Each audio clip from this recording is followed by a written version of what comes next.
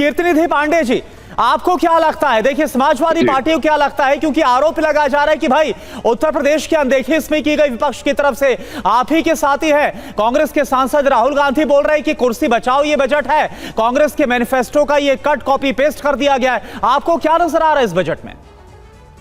देखिए करुणा जी, इस बात से कतई इनकार नहीं किया जा सकता कि जो भारत की सरकार ने बजट पेश किया है, उस बजट में तमाम जो गैर एनडीए शासित राज्य है उनकी अनदेखी हुई, उत्तर प्रदेश की अनदेखी हुई। और जहां तक बात आप बिहार और आंध्र प्रदेश की कर रहे हैं, बिहार और आंध्र प्रदेश को जो विशेष पैकेज दिया गया, इस बात से कतई आप इनकार नहीं कर सकते कि कुर्सी बचाने का और सरकार बचाने का बजट है। ये अपने अलायंस पार्टनर को खुश करने वाला बजट है। ये देश के गरीबों के लिए बजट नहीं है, देश के किसानों के लिए बजट नहीं है, देश के नौजवानों के लिए बजट नहीं है। ये इस बात की गारंटी इस बजट में नहीं है कि एमएसपी मिलेगी कि नहीं मिलेगी, एमएसपी देने के लिए बजट का क्या प्रावधान है, खेत कल्याण कैसे खुशहाल होगा, किसान हमारा इस देश का कैसे खुशहाल होगा, इसका कहीं भी समुचित प्रयास सरकार की तरफ से नहीं किया गया।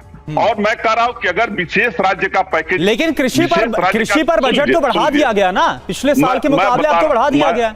मैं बता रहा हूं, विशेष राज्य का दर्जा मांगने वाली बिहार की सरकार को अगर इतने बजट से संतुष्टि है तो कोई बात नहीं, सरकार को संतुष्ट रहना चाहिए। अगर 60,000 करोड़ की डील है आंध्र प्रदेश की सरकार के साथ, कल एक प्रवक्ता टीडीपी के कह रहे थे कि हमारी डील 60,000 करोड़ की है, अभी तो 15,000 करोड़ मिले हैं, 45,000 करोड़ और सरकार हमको देगी, इस तरीके की बात तो टीवी चैनल पे कह रहे थे। तो ये जो डील चल रही है सरकार बचाने की, इस बात से कतई इनकार नहीं कर सकते कि कुर्सी बचाने का बजट है, सरकार बचाने का बजट है, और कृषि पे बजट बढ़ा है।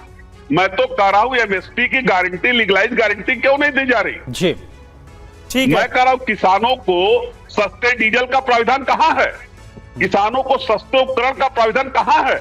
ठीक है, बजट से बहुत कुछ ऐसा है जो रह गया है। अनदेखी के अलावा तमाम ऐसी उम्मीदें जो धराशायी हुई हैं, उनका जिक्र किया जा रहा है। शिवम, नोट करते रहिए आप। किशोर तिवारी जी हमारे साथ मौजूद हैं, शिवसेना यूबीटी के नेता। किशोर जी, जब बिहार को विशेष राज्य का दर्जा ना दिए जाने का ऐलान हुआ था, तब तो आप ही लोग सब एकजुट होकर कह रहे थे कि भाई ये देखो नीतीश कुमार क्या मिला, क्या हासिल हुआ उनके साथ जाकर। अब जब मिल गया है तो कह रहे हैं कि ये क्यों दे दिया, ये तो बड़ी अनदेखी हो गई बाकी राज्यों की, सब कुछ बिहार और आंध्रा को मिल गया। देखो समीर, मैं आपको बताता हूं, जीएम शाहीन साहब आपका अभिनंदन। बिहार और आंध्रा को जो कुछ मिला उसके लिए उनका अभिनंदन, ऐसा कुछ नहीं है। दूसरी बात जो मैं कह रहा हूं कि महाराष्ट्र में अभी के अभी लोकसभा चुनाव के अंदर बीजेपी को बड़ी करारी हार का सामना करना पड़ा था, तो ऐसा लगा कि महाराष्ट्र के जो किसान आत्महत्या का प्रश्न है, जो उद्योग पलायन का प्रश्न है, इस पर जरा महाराष्ट्र के जो कोर इशू है इस पर बात करेंगे। लेकिन इस पर एक शब्द से बात नहीं हुई, जिससे हमें थोड़ी सी पीड़ा तो है।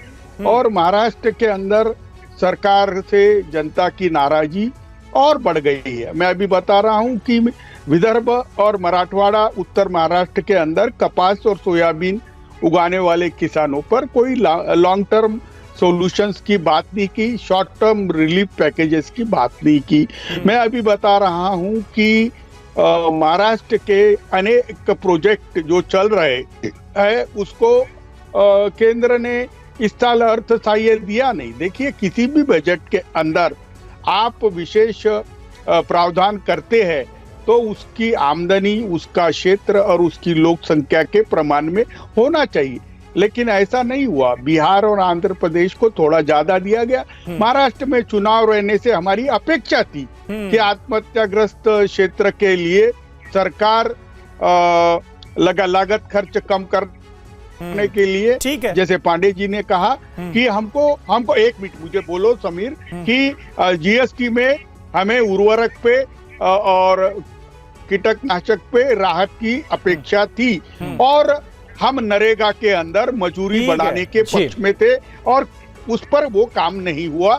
इसलिए हमारी नाराजगी एक रास्ता है कि महाराष्ट्र को निगलेक्ट किया गया है। ठीक है, महाराष्ट्र को निगलेक्ट किया गया है, लेकिन आपने थोड़े का जिक्र किया दूसरी तरफ से ज्यादा का जिक्र हो रहा है, आपने थोड़े का जिक्र किया कि थोड़ी पीड़ा है और आंध्रा और बिहार को थोड़ा ज्यादा मिला है, तो ये इंपॉर्टेंट है मेरे लिए।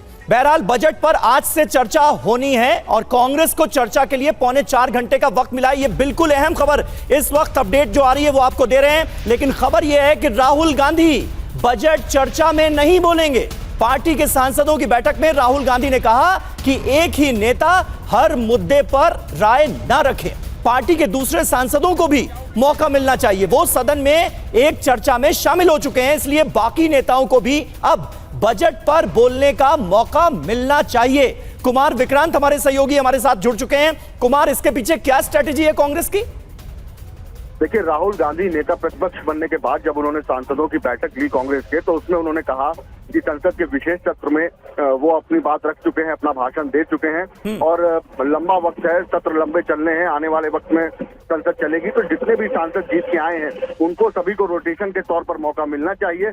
ऐसे में सूत्रों का यह कहना है कि शशि थरूर, कुमारी शैलजा और परिणीति शिंदे, ये तीनों नेता चर्चा की शुरुआत करेंगे बजट में, और राहुल गांधी के इस बजट पर बोलने की संभावना बहुत कम है। राहुल गांधी नहीं बोलना चाहते, वो चाहते हैं बाकी सांसदों को मौका मिले। हालांकि पार्टी की ओर से ये कहा जा रहा है कि राहुल गांधी बोले, वो नेता प्रतिपक्ष है। ठीक है, बिल्कुल नेता प्रतिपक्ष, और ये पार्टी की तरफ से कहा जा रहा है कि राहुल गांधी बोले। 4 घंटे ज्यादा वक्त कांग्रेस के पास, लेकिन राहुल गांधी नहीं बोलेंगे, दूसरे भी सांसदों को मौका मिलना चाहिए, ऐसी बात निकलकर सामने आ रही है कांग्रेस पार्टी से।